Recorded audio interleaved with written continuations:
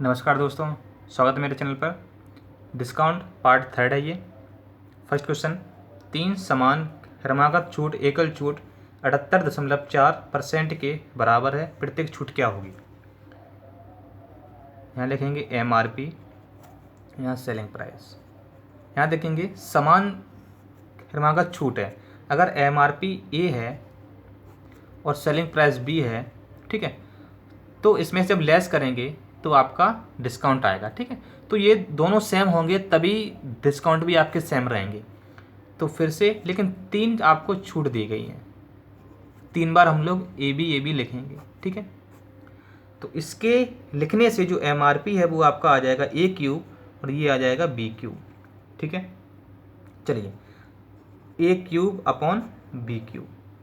अब जरा यहाँ पर देखेंगे, अगर मैंने MRP को 100% माना था और छूट आपकी कितनी है, जो आपका डिस्काउंट है वो आपका 78.4, तो आपका सेलिंग प्राइस कितना होगा, इसमें इसको लेस करेंगे तो 21.6 होगा ना आपका।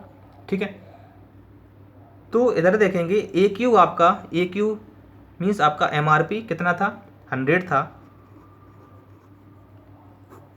यहाँ अभी 100 है। ठीक है, एक सेकंड के देखिए, और SP अब क्या है 21.6, तो यहाँ से जब पॉइंट हटाएंगे तो यहाँ पर आपका 0 बन जाएगा, तो इस तरह से आपका बन जाएगा। ठीक है, तो अब यहाँ पर देखेंगे क्यूब है ना, क्यूब को हटाने के लिए यहाँ पर क्यूब रूट लग जाएगा। ठीक है, तो ये वैल्यू 10 निकल के आएगी और 216 होता है 6 का क्यूब। ठीक है, तो आप देखेंगे ये आपका क्या था, सेलिंग प्राइस था और ये आपका MRP था। मीन्स 10 की कोई वस्तु थी, उसने 6 में बेची, तो 4 का डिस्काउंट हुआ ना, किस पर डिस्काउंट हुआ, MRP पर, तो अपॉन 10 इंटू 100, तो आप देखेंगे तो ये 40% आपका डिस्काउंट आ जाएगा। ठीक है, तो ऑप्शन नंबर आपका हो गया C। 40% के आपको 3 डिस्काउंट देंगे तब जाके आपकी जो टोटल छूट है वो 78.4% हो जाएगी। तो ये था क्वेश्चन नंबर फर्स्ट। अब देखते हैं question number second. Next question यहाँ पर देखते हैं, एक वस्तु का अंकित मूल्य 1500 रुपये है और X% की 2 क्रमिक छूट अंकित मूल्य पर 587.40 रुपये की अकेली छूट के बराबर है। यदि अंकित मूल्य पर सिर्फ X% की एक छूट दी गई हो तो उस वस्तु का क्रय मूल्य ज्ञात कीजिए। यहाँ पर जो आपको छूट मिली है वो X% की एक ही छूट दी गई। ठीक है, 2 छूट नहीं दी गई हैं। चलिए क्वेश्चन देखते हैं। MRP क्या है, अंकित मूल्य आपका है 1500 रुपये। ठीक है, और जो आपको डिस्काउंट दिया गया है, डिस्काउंट वो आपको दिया गया है 587.40। तो आपका सेलिंग प्राइस क्या हुआ, इतने की चीज़ थी, इतने को आपको डिस्काउंट मिल गया, तो सेलिंग प्राइस आपका होगा 912 रुपये 60 पैसे। ठीक है, अब यहाँ देखेंगे MRP अपॉन SP। MRP आपकी 1500 है, ठीक है, SP आपका 912.60 है। ये पॉइंट हटेगा तो ऊपर 2 जीरो हो जाएंगे, ये जीरो इससे कैंसिल हो जाएगा। अब इसको हम लोग कैंसिल करेंगे, अगर 2 से कैंसिल करेंगे तो यहाँ 7500, ये देखेंगे 2 चौको 8, 2 पंच 10, ठीक है, 2 छिंग 12 और 2 तिया 6, इस तरह से आएगा। हम इसको 3 से और काट देंगे, 3 से काटेंगे तो ये 2500 आ जाएगा, 45 15 ये रहेगा और 21 आपका ये रहेगा, ये वैल्यू आपकी आएगी। अब इससे ज़्यादा नहीं कटेगा। अब देखेंगे X% की 2 क्रमिक छूट, 2 क्रमिक छूट है ना, तो MRP SP, तो MRP A है तो सेलिंग प्राइस B है, फिर से A है तो फिर से B है, X ही है ना, X मतलब सेम ही है, ये X है तो सेम है, तो मैंने सेम रखा है यहाँ पर, तो इसका मल्टीप्लाई करेंगे तो A² और यहाँ पर B², तो ये आपका MRP है, ये सेलिंग प्राइस है MRP, और ये आपका सेलिंग प्राइस, तो ये आपका है A² और ये आपका B², सॉरी यहाँ पर B² होगा। तो MRP आपका क्या था, 2500 था और सेलिंग प्राइस क्या था, 1521 था। ठीक है, चलिए अब स्क्वायर है ना, तो यहाँ पर स्क्वायर हटेगा और यहाँ पर स्क्वायर रूट आपका लग जाएगा। तो 2500 होता है 50 का, और 1521 होता है 39 का। ठीक है, 50 की वस्तु थी, आपने 39 में बेची। ठीक है, और आपसे बोला कि एक ही छूट आपको मिली है, तो कोई बात नहीं, 1500 रुपये की वस्तु थी और आपको एक ही छूट मिली है, तो कितने की? 39 की। ठीक है, मात्र आपने 39 में बेचा है, तो कहीं ना कहीं आपको डिस्काउंट होगा। ठीक है, 0, 3 निम 27, 3 का 9 और 2 11, तो 1170 की आपको ये वस्तु मिलेगी। तो इस तरह से आपका आंसर आएगा 1170, जो ऑप्शन नंबर आपका क्या है? ए है। ठीक है, एंड में आके आप देखिएगा एमआरपी आपका हुआ 50 और सेलिंग प्राइस आपका 39 हुआ। ठीक है, तो 1500 की उसी के हिसाब से 39। ठीक है, एमआरपी 50 था, इस तरह से उसने जब बेचा तो 1170 का उसे मिला। ठीक है, नेक्स्ट क्वेश्चन देखते हैं, question number third. Question number third है, एक व्यक्ति ने एक कैमरा जिसकी कीमत मूल 32,000 रुपये है को 3 हिरमिक छूट 12.5%, 10% और X% के बाद 23,400 में खरीदा। एक्स का मान ज्ञात कीजिए, इसकी वैल्यू आपसे पूछी, मतलब तीसरे डिस्काउंट की वैल्यू आपसे पूछी गई है। चलिए लिखते हैं एमआरपी और सेलिंग प्राइस। ठीक है, तो पहली जो छूट है वो आपको 12.5% की है। 12.5% मतलब होता है 1/8। ठीक है, कि 8 की वस्तु थी और 1 का अगर डिस्काउंट दिया है तो 7 में बेचा होगा। नेक्स्ट आपकी 10% की छूट थी, तो 10% की वैल्यू क्या होती है? 1/10। 10 की वैल्यू थी और उसने 9 में बेचा, 1 का उन्होंने डिस्काउंट दे दिया। अब X% वाला है तो इसका मुझे पता नहीं है, तो हम एमआरपी ए मान लेते हैं और सेलिंग प्राइस बी मान लेते हैं।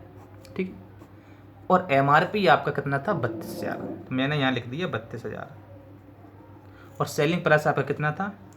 23,400। ठीक है, तो इसका जब मल्टीप्लाई करेंगे तो 80 ए हो जाएगा। यहाँ पर 80 ए की वैल्यू कितनी है? 32,000, और 9 सत्ते 63, 63 बी बराबर कितना है? 23,400। तो यहाँ करेंगे ए बराबर 32,000 बटे 80 और बी बराबर क्या होगा? 23,400 बटे 63। ठीक है, चलिए अब इसको सॉल्व करते हैं।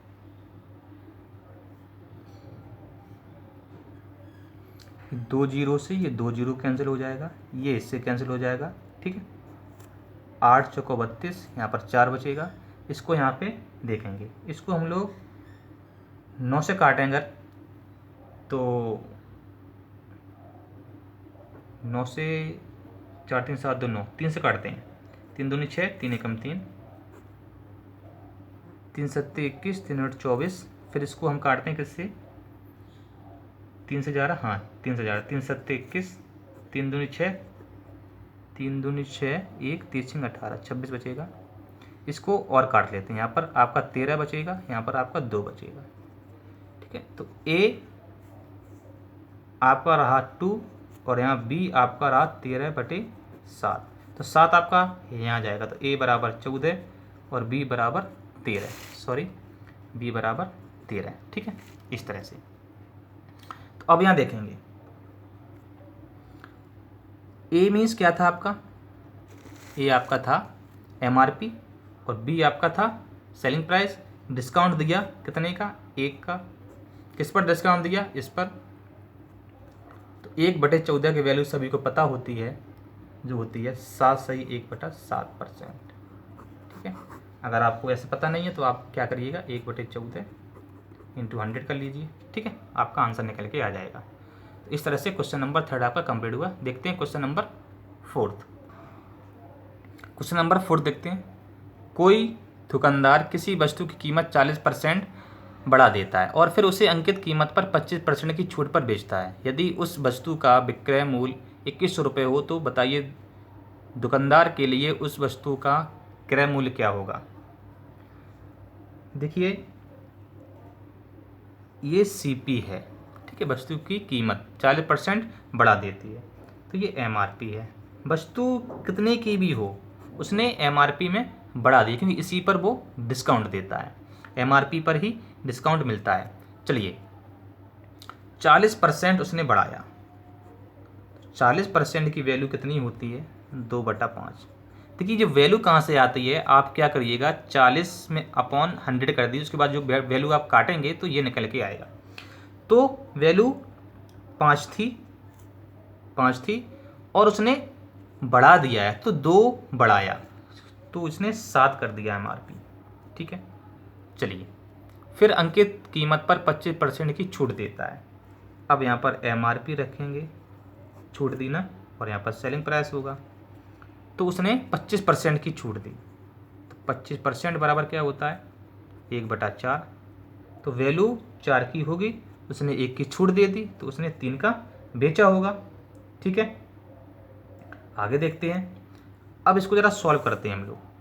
तो ये वाली वैल्यू इससे कैंसिल होती है और ये वाली वैल्यू इससे कैंसिल होती है। ठीक है, चलिए तो मैंने MRP से MRP कैंसिल किया और किसी से कोई कैंसिल नहीं हो रहा है, तो रेशियो तो किसका आया, यहाँ पर CP है और यहाँ पर आपका SP है। ठीक है, 4 पंचे 20 और ये 7 या 21। ठीक है, अब वैल्यू आपको क्या देगी, देखिए यदि उस वस्तु का विक्रय मूल्य, तो विक्रय मूल्य क्या है, सेलिंग प्राइस, ये आपका 2100 रुपये है, तो ये देखेंगे ये 100 टाइम्स है। पूछा क्या गया आपसे, उस वस्तु का क्रय मूल्य क्या था, मीन सेलिंग प्राइस क्या था, सॉरी ये CP क्या था, कॉस्ट प्राइस क्या था। तो अगर ये 100 टाइम्स है तो ये भी आपका 100 टाइम्स होगा, तो ये आपकी वैल्यू कितनी आ जाएगी, 2000 रुपये। ठीक, तो इसका आंसर आपका हो जाएगा 2000 रुपये, ऑप्शन नंबर डी। इस तरह से ये क्वेश्चन को मैंने सॉल्व किया। नेक्स्ट क्वेश्चन देखते हैं, क्वेश्चन नंबर 5। क्वेश्चन नंबर 5 है, एक वस्तु का अंकित क्रय मूल्य से 12.5% से बढ़ाकर, ठीक है ये परसेंट है आपका, 12.5% से बढ़ाकर अंकित किया गया। इसको 3 छूट क्रमशः 14.28% और 22.22% देने के बाद बेच दिया गया। यदि वस्तु को बेचने पर 37.5 रुपये की हानि होती है, सॉरी 37.5% की हानि होती है, तो x का मान ज्ञात कीजिए। देखिए इसको हम कैसे सॉल्व करेंगे कि 12.5% बढ़ा दिया जाता है, ठीक है, क्रय मूल्य से, तो 12.5 की वैल्यू क्या होती है, 1/8। ठीक है, तो CP था उस पर इन्होंने क्या किया, बढ़ा दिया MRP में, तो 8 था, एक इन्होंने इंक्रीज कर दिया, तो कितना हो गया, 9। बात समझ में आ रही है आप लोगों को, आगे देखते हैं। अब हम काउंट करेंगे MRP और सेलिंग प्राइस पे, तो आगे देखते हैं क्या हुआ। इनको 3 छूट क्रमशः 14.28, इसकी वैल्यू क्या होती है, इसकी वैल्यू होती है 1/7। ये वैल्यू पढ़ना आपको बहुत ज़रूरी है क्योंकि इससे क्वेश्चन बहुत जल्दी सॉल्व हो जाते हैं। और यहाँ पर दिया X%, इसकी वैल्यू पता नहीं है तो हम लोग A और B मानेंगे। ठीक है, MRP और सेलिंग प्राइस, और 22.22 है, तो इसकी वैल्यू होती है 2/7। ठीक है, चलिए अब इसको हम इसमें रखते हैं कि 7 का था, MRP 7 का था, एक इन्होंने डिस्काउंट दिया तो 6 का बेचा होगा। नेक्स्ट में मुझे पता नहीं है तो हम लोग यहाँ A मान लेते हैं, यहाँ पर B मान लेते हैं। इसमें 7 की वस्तु थी, ठीक है 7 की थी, और उन्होंने 2 का उन्होंने डिस्काउंट दिया, सॉरी ये वैल्यू आपकी 2/9 होती है। ठीक है, 2/9, यहाँ पर थोड़ा मिस्टेक हुआ है। तो वैल्यू आपकी 9 की थी और 2 का उन्होंने दिया डिस्काउंट, तो यहाँ पर क्या आ जाएगा, 7 आ जाएगा। बात समझ में आ रही है, चलिए अब देखते हैं। इसको तो कैंसिल आउट करने का, ये वाला पार्ट इससे कैंसिल होगा, तो MRP कैंसिल हुआ, 7 से 7 कैंसिल हुआ। ठीक है, और यहाँ पर करेंगे कैंसिल, 2 4 या 8 और 2 3 या 6, ये आपका हो गया। तो यहाँ आपका क्या बचेगा, ये 9 से ये 9 कैंसिल हो गया, तो यहाँ आपका 4 बचा, यहाँ आपका 3 बचा, तो 4 और A, तो ये आपका रेशियो पहली बात तो आपका CP और SP का आएगा। उसके बाद देखेंगे 4 और A, तो ये आपका हो जाएगा 4A, ये 3 और B 3B, तो CP और SP का क्या निकल के आएगा, 4A/3B। ठीक है, अब जरा एक बार क्वेश्चन को और पढ़ेंगे। ये छूट देने के बाद उन्होंने वस्तु को बेच दिया, तो वस्तु को बेचने पर 37.5% की हानि हुई। तो देखिए 37.5% की हानि हुई तो क्या हुआ, इसकी वैल्यू क्या होती है 37.5 की, इसकी वैल्यू होती है 3/8। तो ये आपकी हानि हो गई, ये लॉस हुआ, और ये आपका कॉस्ट प्राइस होगा। ठीक है, अब ये हानि हुई और ये कॉस्ट प्राइस है, तो आपका सेलिंग प्राइस क्या होगा, जाहिर सी बात है 5 होगा। 8 की वस्तु थी और 3 की हानि होगी, तो सेलिंग प्राइस आपका हो गया 5। ठीक है, तो ये वैल्यू सेलिंग प्राइस आपका क्या है, 5 है। यहाँ पर आपको 5 लिखना है। और कॉस्ट प्राइस आपकी थी कितनी, 8 थी। यहाँ पर देखिए, यहाँ पर आपको 8 रखना है, बस इसको आपको सॉल्व करना है। ठीक है, जब इसे सॉल्व करेंगे तो ये 3 कहाँ जाएगा, ऊपर जाएगा, 4 कहाँ आएगा, नीचे आएगा। तो ये आप देखेंगे, यहाँ पर लिखेंगे 6/5। तो कॉस्ट प्राइस 6 था और सेलिंग प्राइस आपका 5 था। ठीक है, तो यहाँ पर देखेंगे डिस्काउंट आपको 1 का मिला। 6 की वस्तु थी, 5 में बेची, तो 1 का मिला, किस पे मिला, 6 पर मिला। और 1/6 की वैल्यू क्या होती है, 16.66%, जो कि ऑप्शन नंबर आपका कितना है, बी। ठीक है बच्चों, तो इस तरह से क्वेश्चन को मैंने सॉल्व किया है। आप वीडियो को बार बार देखिएगा अगर आपको समझ में नहीं आता है तो। ठीक है, तो ये क्वेश्चन नंबर आपका 5th कंप्लीट, और आज का वीडियो यहाँ पर भी समाप्त होता है। ठीक है, ऐसे वीडियोस कंटिन्यू आते रहेंगे। All the best. चलिए मैं एक बार क्वेश्चन को और समझा देता हूँ आपके सामने। सबसे पहले क्वेश्चन को पढ़ते हैं क्या था। एक वस्तु का अंकित क्रय मूल्य से 12.5% से बढ़ाकर अंकित किया गया। तो 12.5% था, यहाँ पे 12.5% मैंने यहाँ बढ़ाया, तो 1/8 होती है। वस्तु 8 की थी, 1 उन्होंने इंक्रीज़ किया तो 9 का हो गया। और उन्होंने 3 छूट दी हैं, 14.28। तो ये वाली होती है 1/7 की। एक्स का नहीं था तो मैंने ए और बी यहाँ पर मान लिया था। और 22.22 की होती है 2/9। तो 9 की वस्तु थी, 2 की छूट मिली तो 7 की हो गई। ये पूरा रेशियो मैंने कैंसिल आउट किया, तो यहाँ पर CP और इक्वल टू SP का यहाँ पर रेशियो निकल के आएगा 4A और 3B। तो 4A 3B थी, उसके बाद मैंने इसको यहाँ पर ऐसे लिख लिया। फिर 37.5% की उसको हानि हुई। तो 37.5 की वैल्यू होती है 3/8। तो 8 की वस्तु थी, 3 की हानि हुई, तो सेलिंग प्राइस 5 हो गया। बस वही मैंने वैल्यू यहाँ पर रख दी है। तो सेलिंग प्राइस 5 था, मैंने यहाँ 5 रखा। CP 8 था, मैंने यहाँ पर 8 रखा। इसको मैंने सॉल्व किया तो 6:5 आया। मीन्स 6 की वस्तु थी, 5 पर बेचा, तो 1 की उसे हानि हुई। तो हानि होती है CP पे, मैंने यहाँ पर CP से भाग दे दिया। तो 1/6 की वैल्यू होती है 16.66। अगर आपको ऐसे नहीं आ रहा है तो इंटू आप 100 कर लीजिए, तब भी आपका 16.66 आंसर आ जाएगा। ठीक है, ओके, ऑल द बेस्ट।